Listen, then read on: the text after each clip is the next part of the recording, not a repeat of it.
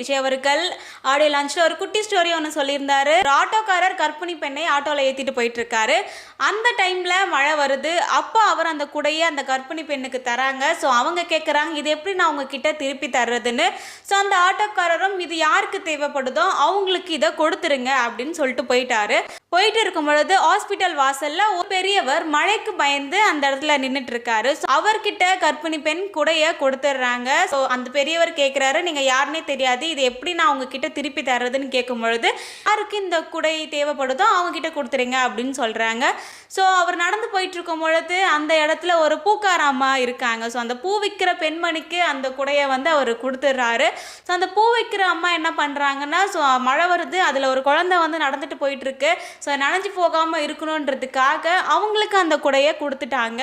So அதுக்கப்புறம் ஒரு அப்பா தன்னுடைய மகள் நினைச்சிட்டு வருவா, குடை இல்லாமல் போயிட்டாங்களே அப்படின்னு நினச்சிட்டு இருக்காரு. ஸோ அப்போ வரும் பொழுது தன்னுடைய மகள் அவங்க கையில் ஒரு குடையானது இருந்துட்டு இருக்கு.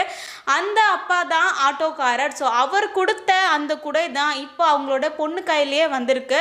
லைஃப்பில் நம்ம இந்த மாதிரி ஒரு சின்ன சின்ன உதவியெல்லாம் பண்ணும்போது லைஃபே ஒரு மாதிரி ஜாலியாக ஒரு சுவாரஸ்யமாக இருக்கும்னு விஜய் சொல்லியிருக்காரு.